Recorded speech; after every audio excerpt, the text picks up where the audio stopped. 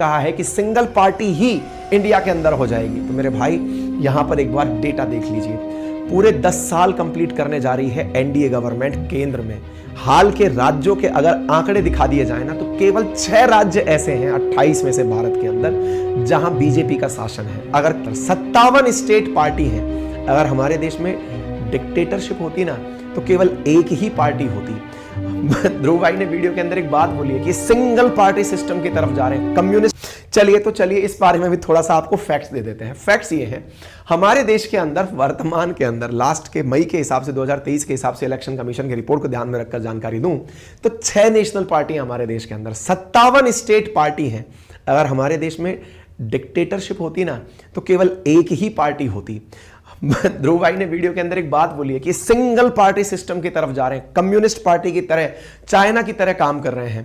मेरे भाई यहां आज आपको ये बहुत सारे डेटा देंगे हम यहां पर, जिससे आपको ये पता चलेगा कि ये बात बोलना बड़ा अच्छा है क्योंकि बिकती तुरंत है ये बात, लेकिन इसके अपोजिशन में बहुत सारे तर्क दिए जा सकते हैं। विचार करके देखिए, आप विचार करिए कि यहां पर 6 नेशनल पार्टी, 57 स्टेट पार्टी हमारे देश में है, 2597 अनरिकॉग्नाइज्ड पार्टी है। मुझे मालूम है आज आप में से बहुत सारे लोग एक लाइन बहुत अच्छे से बोलेंगे कि सर आप सरकार के प्रवक्ता बनकर आ गए हैं। बिल्कुल आप सही कह सकते हैं, यह आपका तर्क हो सकता है कि आप, क्योंकि जो पक्ष उन्होंने रखा है वो सरकार के विरोध में रखा है, लेकिन मैं उस जगह आकर खड़ा हुआ जो इस बात को क्लियर करने आया है कि डिक्टेटरशिप वास्तविकता में होती क्या है।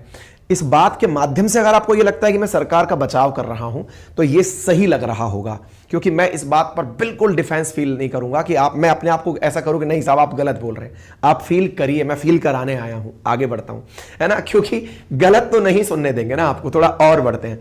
ये हमारे देश के अंदर 6 राजनीतिक केंद्रीय पार्टियां हैं।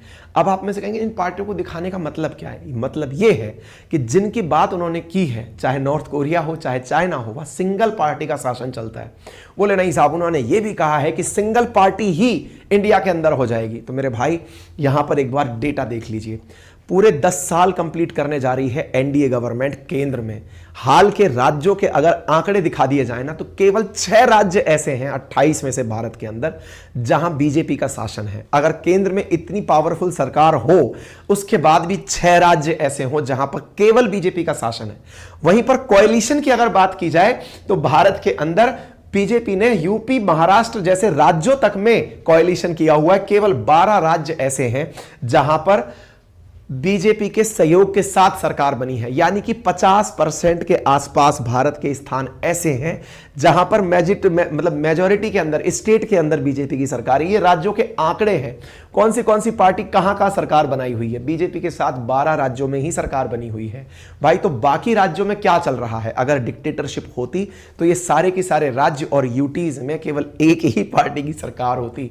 अगर ये जो कहा जा रहा है ना कि ऐसा हो जाएगा, ऐसा 10 साल में तो नहीं हुआ। जब केंद्र में आप बैठे हुए थे तब से लेकर एक भी राजनीतिक पार्टी नहीं बदल करके चुनाव के अंदर स्थितियां, हर व्यक्ति को अपनी बातें रखने की आजादी है। आप आजादी इस हद तक देखिए कि अगर हमारे देश में वाकई में डिक्टेटरशिप होती, 80% की बात कही जाती, बहुसंख्यकों को ध्यान में रखकर कोई राजनीतिक पार्टी शासन कर रही होती तो ये स्टेलिन कुमार इस प्रकार की बातें नहीं कर रहे होते कि सनातन देश के अंदर एक मलेरिया है, एक डेंगू है। आप विचार कीजिए, तमिलनाडु के सीएम के सुपुत्र हैं ये, दुनिया भर के देश धर्म के नाम पर इतना ऑफेंसिव फील करते हैं।